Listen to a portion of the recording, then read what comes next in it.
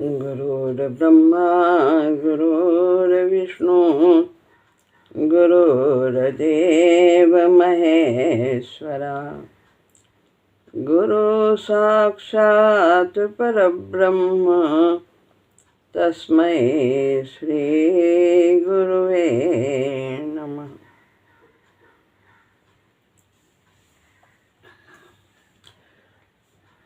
श्रीमद् भगवद गीता अध्याय 6 श्लोक है 4।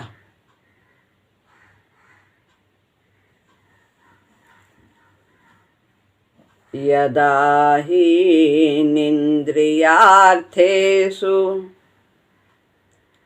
न कर्मस्वनुसज्जते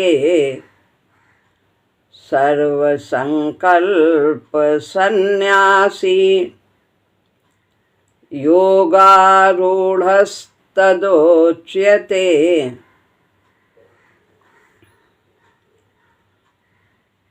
योगारूढ़ कौन होता है?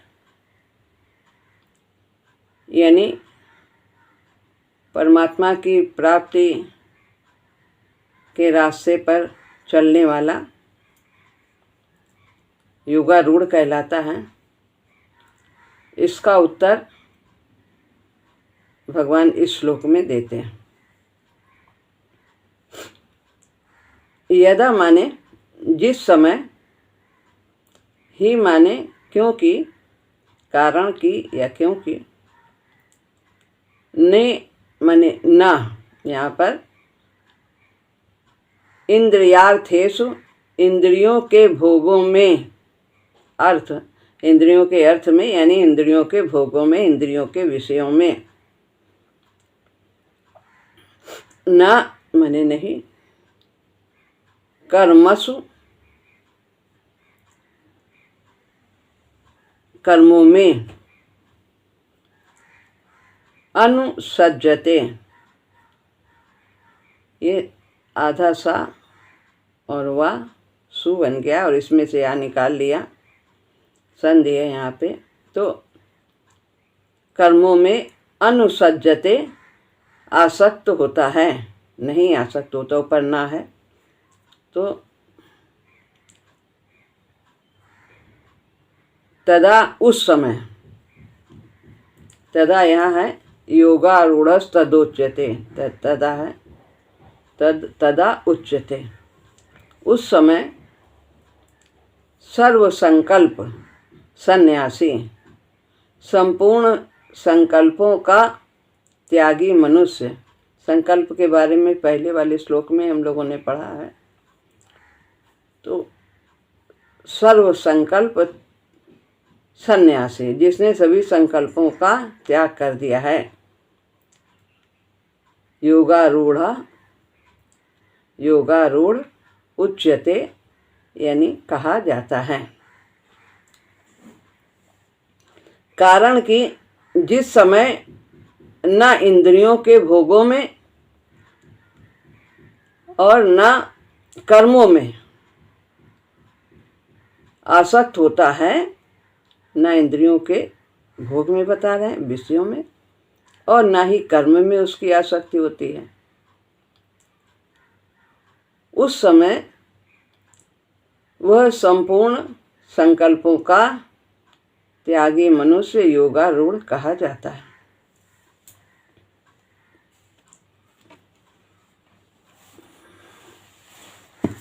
महाराज जी कहते हैं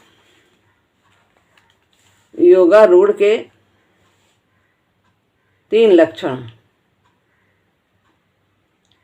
पहला है बताया इंद्रियों में आसक्ति ना हो, दूसरा है कर्म में आसक्ति ना हो, और तीसरा है सभी संकल्पों का त्यागी हो।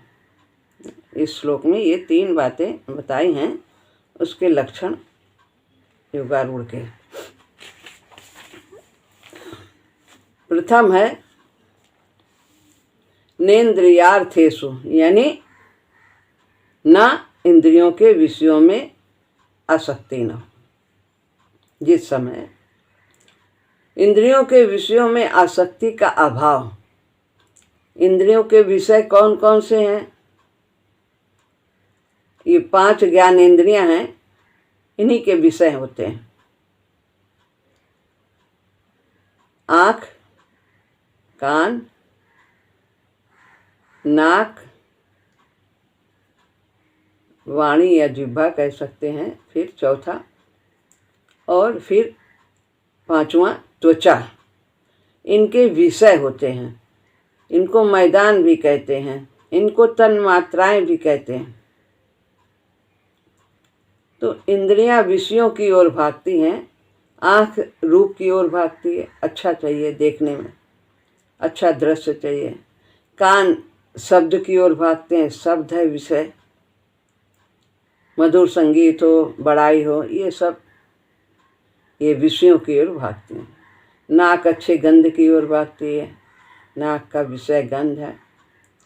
जिह्वा का रस है, अच्छा स्वाद चाहिए, जैसा चाहते हैं। त्वचा को अच्छा स्पर्श चाहिए, कोमल चाहिए, ठंडी हवा चाहिए। तो ये विषयों की ओर भागती हैं। इन्हीं में इनकी रुचि होती है, जो इनके अनुकूल होता है, और उसी को बार बार चाहती हैं। तो जो योगा रूढ़ है वो उसके अंदर इसका अभाव होता है। विषयों की ओर नहीं भागती उनकी इंद्रियां। जो उचित है उसी को ग्रहण करते हैं, अनुचित का त्याग कर देती हैं। जो साधना की दृष्टि से अनुचित है, स्वास्थ्य की दृष्टि से अनुचित है, तो उसको वो नहीं ग्रहण करता, चाहे वो अनुकूल उसे लगे। तो इंद्रियों की चाह की पूर्ति में वो रत नहीं रहता, वो शरीर का सदुपयोग करता है। इंद्रियों के विषयों में आसक्त होगा तो इच्छाएं होंगी, बार बार चाहेगा, उसे कामना होगी और चाहिए। योग की लालसा होगी, उस विषय के योग की चाह होगी, फिर मिले फिर मिले फिर मिले। फलाकांक्षा का होना भी स्वाभाविक है। फल होगा, देखने में दृश्य अच्छा है तो देखने में अच्छा लगेगा, सुख मिलेगा। जिह्वा को रस बढ़िया मिलेगा, मन अनुकूल, तो अच्छा लगेगा, तृप्ति होगी। सोचता है ऐसा, लेकिन तृप्ति नहीं होती। तो फलाकांक्षा का होना स्वाभाविक है। उसके रहने पर तो व्यक्ति पथभ्रष्ट होता है। किसके रहने पर? फल की चाह रहने।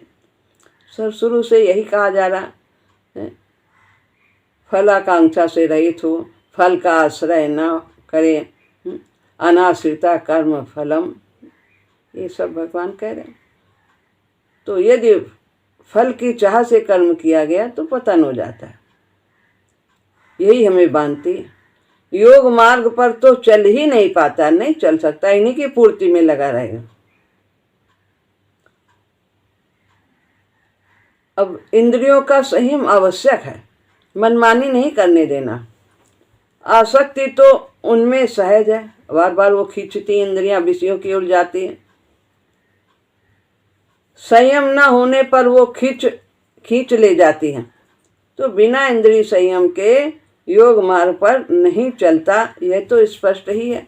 तो यहाँ पर सांख्य योग के विषय में चर्चा की जा रही है। थोड़ा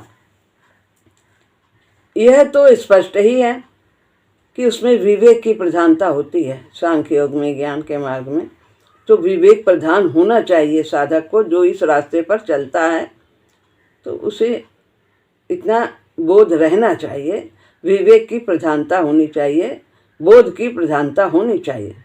यहाँ पर कर्म गौड़ होता है और विवेक प्रधान होता है सांख्य मार्ग में। और दूसरी बात बताई, पहली तो इंद्रियों के विषयों में आसक्ति का अभाव हो, और दूसरा कर्मों के प्रति आसक्ति का अभाव हो। उसको कर्मों के प्रति भी आसक्ति नहीं होनी चाहिए कि हमें तो ऐसा ही काम करना है, यही काम हमें अच्छा लगता है, हमें तो मंदिर में बैठना ही अच्छा लगता है, हमें तो भोग लगाना ही अच्छा लगता है, दान देना ही अच्छा लगता है। तो जो सहज रूप से प्राप्त है वो उसी को स्वीकार करता है। कर्मों के पीछे भागता नहीं कि हमें कौन सा कर्म करना है। अच्छे कर्म करता है, सचेत रहता है। तो यदि छोटा कार्य मिला तो वो छोटे कार्य को भी प्रसन्नतापूर्वक करता है, और बड़ा कार्य मिला तो उसे भी प्रसन्नतापूर्वक करता है। उसे मान अपमान का नहीं होता कि छोटा कार्य करेंगे तो लोग हमें क्या कहेंगे, क्या होगा, ऐसा नहीं। तो जैसी परिस्थितियां बदलती रहती हैं, जो उन्हीं के अनुसार उसे जो कर्म मिलता है उसी कर्म को प्रभु की सेवा समझ के करना है, या अपने योग के मार्ग पर चलने के लिए उसे उसी को स्वीकार करना होता है। कर्मों की आसक्ति भी व्यक्ति को स्वधर्म के मार्ग से च्युत करती है, अलग करती है। जिस कर्म के करने में सुख है, लाभ है, यश है, व्यक्ति उसे करना चाहेगा। तो बड़ाई हो जिस काम में वही करेगा। तो इस तरह से कर्म के प्रति आसक्ति उसकी नहीं रहती है। सहज प्राप्त कर्म को ही वो करता है परिस्थितियों के अनुसार। पहले बहुत पैसे वाला था, बहुत था, सब कुछ दूसरी तरह रहता था। यदि निर्धनता आ गई तो फिर कर्म के स्वरूप में अंतर आ जाता है, तो वो उसी प्रकार के कार्य करने के लिए वो तैयार रहता है। ये नहीं कि हम बहुत बड़ी दुकान में बैठते थे तो अब नुकसान हो गया तो अब हम छोटा कार्य कैसे करें, अब हम ठेले में कपड़ा कैसे बेचें, कैसे कंधे पे। बहुत बड़ा एक आदमी था, भैया जी बताते हैं, मोता प्रसाद जी भैया। तो वो अब बहुत उसको घाटा लग गया। फिर उसने मरने का प्लान बनाया, लेकिन देखा क्या, एक व्यक्ति है वो लंगड़ा है, उसके हाथ पैर भी नहीं, पैर भी नहीं, ना हाथ है, और वो गाता हुआ आ रहा। अरे कहने लगे, ये जब ये गा रहा है और इसके हाथ पैर भी नहीं है, और ये गाने वाला तो प्रसन्न ही होता है, तो जब ये इतना प्रसन्न है तो मेरे पास तो भगवान ने हाथ पैर सभी को दिया। और उसने वो जो इच्छा मन में आई थी मरने की, वो त्याग दिया और फिर से वो काम करने लगा। भैया जी बताते हैं कि अंगूछा सर पे, हाँ, कंधे पे टांग के उसने बेचना शुरू कर दिया, और फिर वो पहले से भी ज़्यादा धनी हो गया। तो जो कार्य है छोटा मिला, छोटा क्या बड़ा मिला, उसमें परिस्थिति के अनुसार वो कर्मों को स्वीकार करता है। तो जिस कर्म के करने में सुख है, लाभ है, यश है, व्यक्ति वही करना चाहेगा यदि कर्म में आसक्ति है। उसके विपरीत कार्य से भागता है। परंतु सिद्ध कर्म योगी तो कर्म के वास्तविक लाभ को जानता है। कर्म का स्वरूप छोटा या बड़ा महत्व नहीं रखता, हमारी भावना ही महत्व रखती है। उसी कार्य से महाराज जी ने बताया कि वो अपने को बंधन में बांध लेगा, अहंकार की पुष्टि करेगा, और एक जो है छोटा कार्य करके वो अपने को निर्मल कर लेता है, और बड़ा कार्य करके भी अपने को निर्मल कर सकता है। कैसे कर सकता है? भगवान ने कराया, प्रभु की कृपा से हुआ। गुण गुण में वर्त रहे, सब कुछ संसार की वस्तु संसार में लग रही, मेरा क्या है।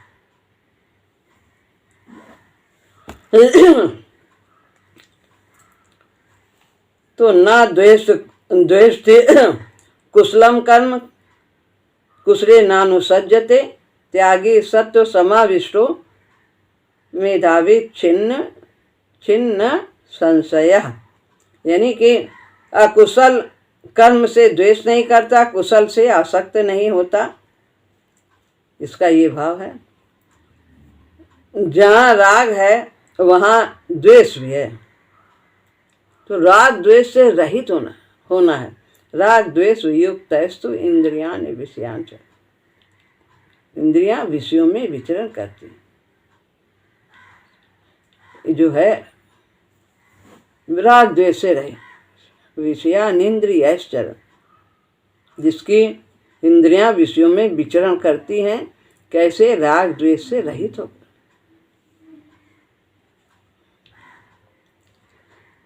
जहाँ राग है वहाँ द्वेष होगा। ये एक सिक्के के दो पहलू हैं। महाराज जी कहते हैं जहाँ गड्ढा है तो उसके ऊपर आगे ऊंचा भी होगा। योगारूढ़ कर्म मात्र के प्रति समभाव रखता है। कैसा भी कर्म हो, कोई कर्म उसके लिए बड़ा या छोटा नहीं होता है, उसी भाव से वो कर्मों को करता है। सभी कर्म स्वधर्म होने के नाते समान हो जाते हैं, ये हमारा कर्तव्य है। वो कर्मों की अपनी अलग सत्ता को, गुण दोषों को स्वधर्म के सामने भूल जाता है। योगारूढ़ सभी कह जाते, चाहे ज्ञानी हो, चाहे कर्मयोगी हो, चाहे भक्ति मार्ग का हो, जो भगवान के मार्ग पर किसी भी रास्ते से चलने के लिए जिसमें लालसा है, उत्सुक है, कामना इस प्रकार की जगी है, तो वो सब योगारूढ़ है और उस रास्ते पर चल पड़ा है। तो कोई ज्ञान के मार्ग से, कोई कर्म के मार्ग से, कोई भक्ति के मार्ग से इस रास्ते पर चलता है। तो तीसरा यहाँ पर बताया है कि सभी संकल्पों का त्यागी हो, संन्यास हो, कोई भी उसके अंदर किसी भी प्रकार की कामना न हो। संकल्प का यानी माने कामना, तो कामना इच्छा होती है, फिर उसी के पूर्ति में लग जाता है। कामना का तात्पर्य केवल और केवल संसार की कामना से यहाँ पर है कि भौतिक कामना का वो त्यागी है, जो यद रक्षा लाभ संतुष्ट हो, तो जो भी है उसी में वो संतुष्ट है। कर्तव्य कर्म करने से जो परिणाम है उसको वो स्वीकार करता है। उसकी दृष्टि स्वधर्म पर रहती है, कार्य के छोटे या बड़े होने पर नहीं रहती है कि बड़ा है कि छोटा है। तो उसे न कर्मों के प्रति आसक्ति होती है और न इंद्रियों के विषयों के प्रति आसक्ति होती है, दोनों से वो रहित होता है। इसलिए वो सभी संकल्पों का त्यागी होता है, उसके अंदर किसी भी प्रकार की कामना नहीं होती। जब तक भविष्य के लिए योजनाएं बनती हैं तब तक आशा की, आकांक्षा का चक्र चलता ही रहता है। आगे क्या होगा, आगे क्या होगा, ऐसा कर लें तो वैसा होगा, ये मिलेगा, इस प्रकार के भविष्य की चिंता करता है। तो जो योगारूढ़ है, योग के मार्ग पर चल रहा है, उसे न भूत की चिंता होती है, न भविष्य की चिंता होती है। वो वर्तमान को संभालता है, जो है प्राप्त। वर्तमान हमने संभाल लिया तो भविष्य भी सुधर जाएगा और भूत का भी जो बीत गया है वो भी सब संवर जाएगा, उसके भी बंधन कट जाएंगे। जब तक भोग की लालसा है, सुख की, मान की आकांक्षा बाकी है, और जब तक यह है तब तक व्यक्ति स्वधर्म के पथ से च्युत हो सकता है। ये सब है यदि कामनाएं, तो फिर वो अपने धर्म का पालन भली भांति नहीं कर सकेगा। इन प्रभावों के वशीभूत हुआ तब तक व्यक्ति के पांव योग पर जमे नहीं है, भली प्रकार से इस रास्ते पर नहीं चल सकता। किसी समय भी यह प्रेरणा बलवती हो सकती है, उसे खींचकर पथ से भ्रष्ट कर सकती है। कौन सी प्रेरणा बलवती होती? संकल्प की, जो है सांसारिक संकल्प विकल्प जो आते हैं, उनको प्राप्त करने के लिए वो योग मार्ग से अलग हो सकता है, योग मार्ग से पथ भ्रष्ट हो सकता है, च्युत हो सकता है। तो इसलिए कामना बाधा करती है भगवान के रास्ते में। जब व्यक्ति के सामने स्वधर्म ही रहता है और वह उसमें अपने भूत भविष्य की बलि दे देता है, उसे उसकी चिंता नहीं होती है, केवल मात्र स्वधर्म के लिए जीता है। जब इससे अनन्य रूप से स्वधर्म निष्ठा हो जाता है तब वो योगारूढ़ कहलाता है। उससे न भूत भविष्य की चिंता है, केवल स्वधर्म की चिंता है और अनन्यता पूर्वक, और कुछ नहीं देखता है कि सुख मिलेगा कि लाभ मिलेगा, तो वो केवल अपने स्वधर्म की ओर दृष्टि डालता है और गलत कार्य नहीं करता है। इस प्रकार वह योगारूढ़ कहलाता है। जो करने के लिए आया है उसी पर उसकी दृष्टि रहती है। वो अपने जीवन के उद्देश्य को जानता है, दृढ़ निश्चयी होता है, उसे भली भांति मालूम होता है कि हम किस लिए संसार में आए। तो अपने स्वधर्म का पालन करता है। जो रास्ता भगवान की ओर जाता है, कल्याण की ओर जाता है, उसी रास्ते पर वो निश्चित रूप से चलता चला जाता है। बिना अनन्यता के कर्म बांधेगा, कर्म का बंधन होगा, सकाम कर्म करेगा, फिर व्यक्ति सिद्ध करता नहीं बन सकता। अब है 5वां श्लोक।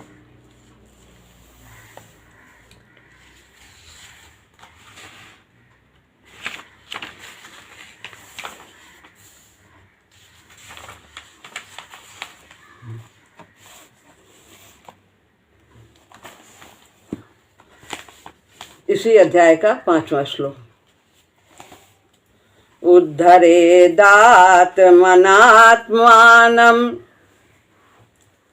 नात्मानमवसादयेत् नात्मानमवसादयेत् आत्मैव ह्यात्मनो बन्धुः आत्मैव रिपुरात्मनः। इसमें बंधु के पश्चात यहाँ पर संधि है, रा है, पूरा रा है, इसलिए इसका आधा रा निकाल करके विसर्ग बन जाएगा। सा और रा का विसर्ग बनता है, तो अगर आधा होता है तो फिर शेष नहीं बचता है, लेकिन अगर पूरा है शब्द तो फिर उसमें शेष मात्रा जो रहती है उसी से आगे पढ़ते हैं। तो रा का विसर्ग बन गया और यहाँ रा में आ की मात्रा है, इसलिए आगे आत्मैव रिपुरात्मना ये पढ़ा जाएगा।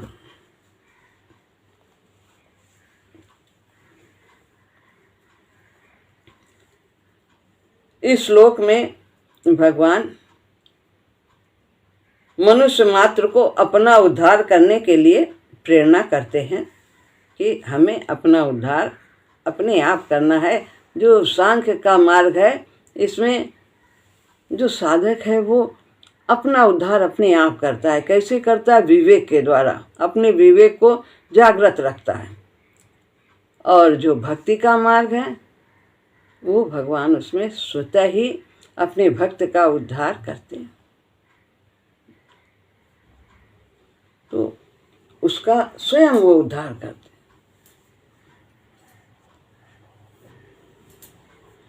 ये तो सर्वाणी कर्माणि मयि सन्न्यस मत्परा अनन्ये नैव योगेन माम ध्यायन्त उपास्ते तेषामहं समुद्धर्ता मृत्यु संसार सागरात् भवामि न चिरात् पार्थ मय्या वेशित चेतसा।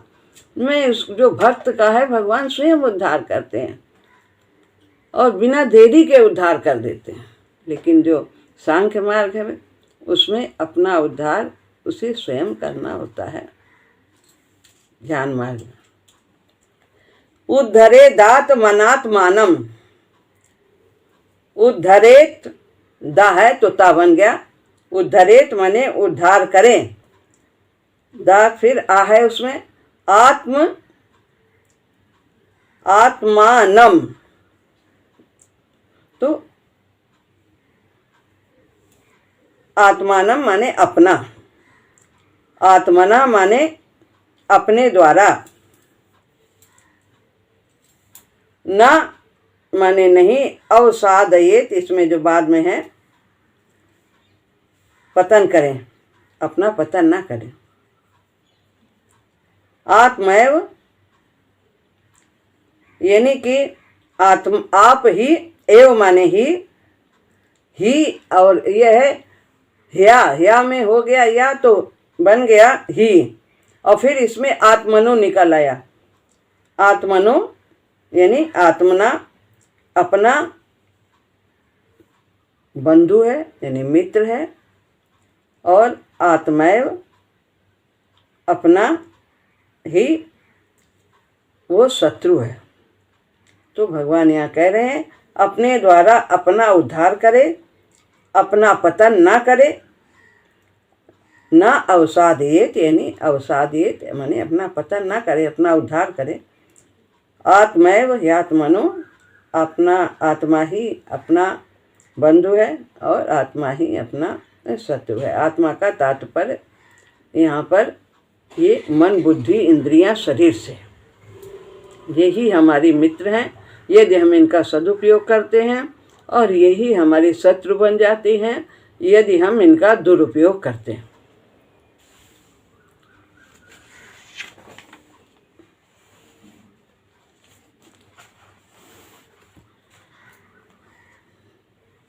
उठने का रास्ता किधर से होकर जाता है? क्या है रास्ता? कि अपने को स्वयं ही उठाना होगा। विवेक का मार्ग है। व्यक्ति के भीतर निम्न प्रवृत्तियां भी रहती हैं। हमारे जो मार्ग हम लोग जिस पर हम चलते हैं उसमें विवेक की कम प्रधानता होती है, कर्म की विशेष प्रधानता होती है, भाव की प्रधानता होती है। लेकिन जो सांख्य योग है इसमें विवेक की अधिक प्रधानता होती है, कर्म गौण होता है।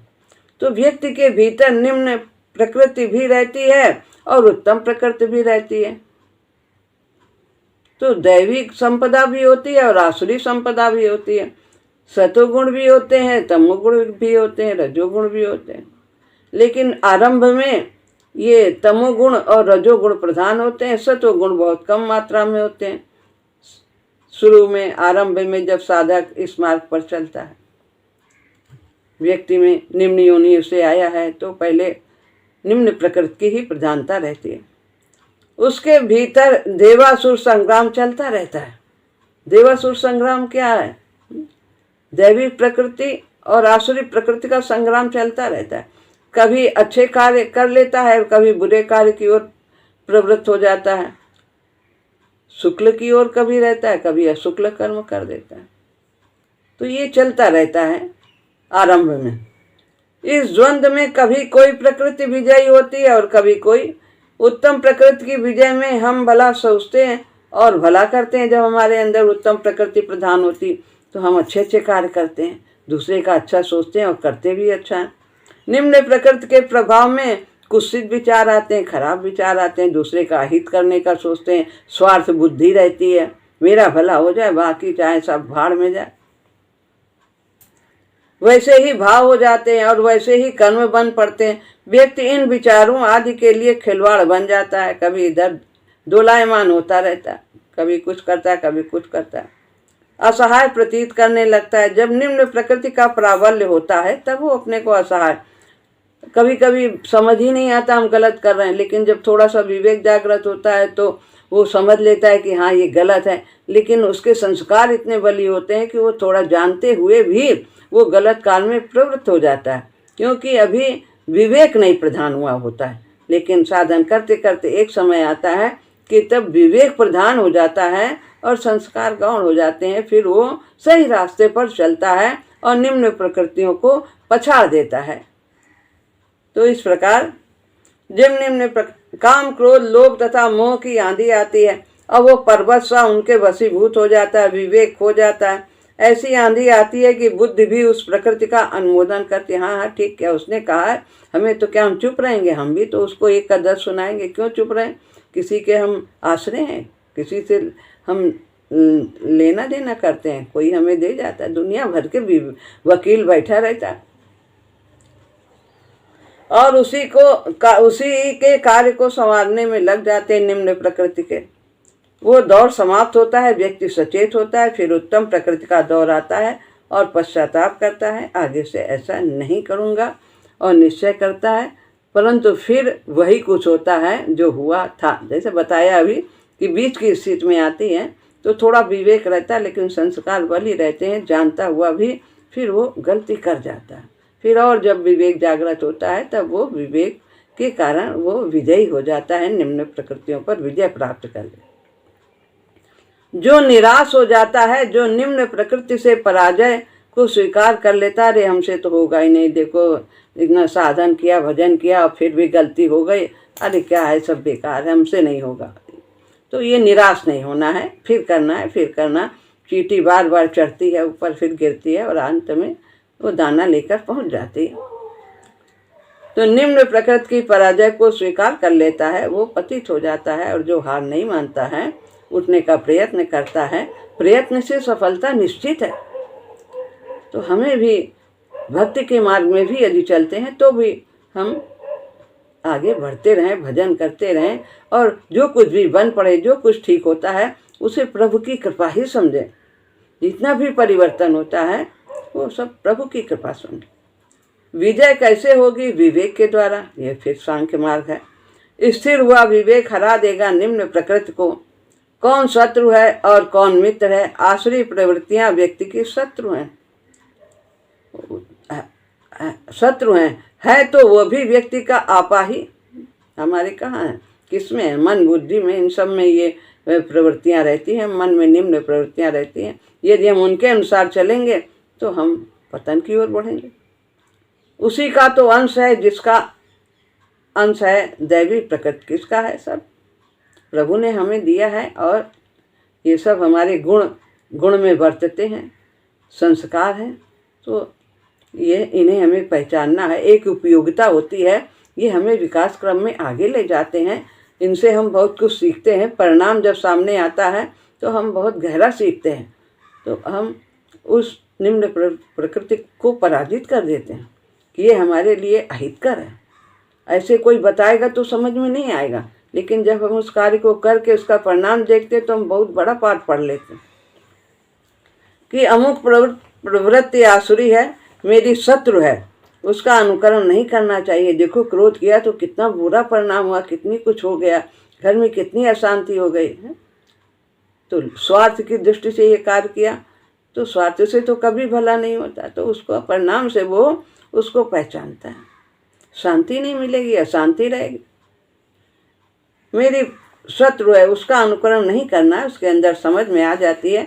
वो छलने की चेष्टा करेगी, रूप बदल कर भी आएगी, गेरुआ वस्त्र पहनकर आ जाएगी, समझ भी नहीं आएगा। गेरुआ वस्त्र पहनकर जो है ये अहंकार ऐसा आ जाता है कि वो सातवें आसमान को चीर करके पार हो जाता है। महाराज जी कहते हैं समझ ही नहीं पाता साधक। अरे तो क्या हुआ, गए हैं सब जगह, घूमे हैं, तीर्थ गए, तो क्या सबसे कहे भी ना? तो इसमें कौन सी बात है, कहना तो इसका भी अहंकार कर लेगा। इतना दान दिया है तो क्या कहे ना, क्या हम छपवाएं भी ना, क्या हम पत्थर भी ना लगवाएं? तो ये सब गेरुआ वस्त्र पहन कर आता है और व्यक्ति उसे पहचान नहीं पाता। जब कोई वृत्ति जगती है तो उषा काल की किरणों की भांति कोमल और निर्मल होती है। यदि उसी समय हम उसे पहचान लें तो उसका इलाज हो जाता है। तो पहले तो कोमल ही होती है। जो नई कोई भी पहला कार्य करते चाहे अच्छा करें तो वो भी दृढ़ नहीं होता, बुरा वो भी दृढ़ नहीं होता। लेकिन हम यदि उसे अच्छा है तो उसे बार बार पुष्ट करना चाहिए, यदि बुरा है तो उसे पहचानना चाहिए और उसे तत्काल ही उसका तिरस्कार करना चाहिए, उसकी अवहेलना करनी चाहिए। तो आधा बल तो पहचानने में ही समाप्त हो जाता है। व्यक्ति के आपे का एक अंश दैव है, सो मित्र है। विकास को मार्ग देता है, उसी आपे का एक अंश असुर है। तो हमारे अंदर दैवी प्रवृत्तियां हैं, हमें उनको आगे बढ़ाना चाहिए, उनको पुष्ट करना चाहिए। ये सब कुछ है सबके अंदर, तीनों गुण हैं, सतो रजो और तमो। तो हम सतगुण को बढ़ाते जाएं विवेक के द्वारा, चाहे भक्ति के द्वारा चाहे विवेक के द्वारा, कोई भी मार्ग पर चलें तो हमें अच्छी आदतों को, दैवी जो गुण हैं उनको बढ़ाना चाहिए। ये सब में है तीनों गुण। इन दो में से विवेक करके असुर का अतिक्रमण संभव है। तो निराश होना गलत है। वास्तव में हम इनके स्वामी हैं, इंद्रियों के, मन बुद्धि इंद्रियों के, और हम इन पर नियंत्रण कर सकते हैं। इनका शासन नहीं चलना चाहिए, हमारा ही शासन। हम जो कहें, आत्मा जो कहे उसी के कहे पर इसको चलना है। आत्मा अपने लक्ष्य की पूर्ति में इनको लगाए। हम अपने भाग्य के निर्माता हैं, चाहे तो विकास क्रम में तेजी से चल सकते हैं और चाहे तो लुढ़क पुढ़क कर चल सकते हैं। तो इसमें हमें पुरुषार्थ के लिए आगे बढ़ते रहना चाहिए, प्रयासरत रहना चाहिए। जो सोचता है कि कोई दूसरा उसके लिए करेगा वो धोखे में रहता है।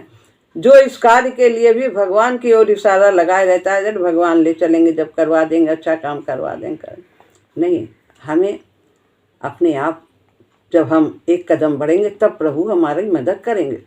और अगर हम बिल्कुल उन्हीं के सहारे कुछ नहीं करेंगे तो कुछ भी नहीं होगा। तो हमें आगे बढ़ना ही होगा। जितना कुछ हम कर सकते हैं उतना हमें तो करना ही चाहिए, बाकी प्रभु हमारी मदद करेंगे। जितना कुछ कर सकते हैं वो भी निकम्मेपने के कारण नहीं करते। भगवान उनसे दूर रहते हैं। भगवान हमें निकम्मा तो नहीं बनाना चाहते। उठने की चेष्टा भी तो व्यक्ति को जगाती है, हमें प्रयास करना चाहिए। लड़ाई ही तो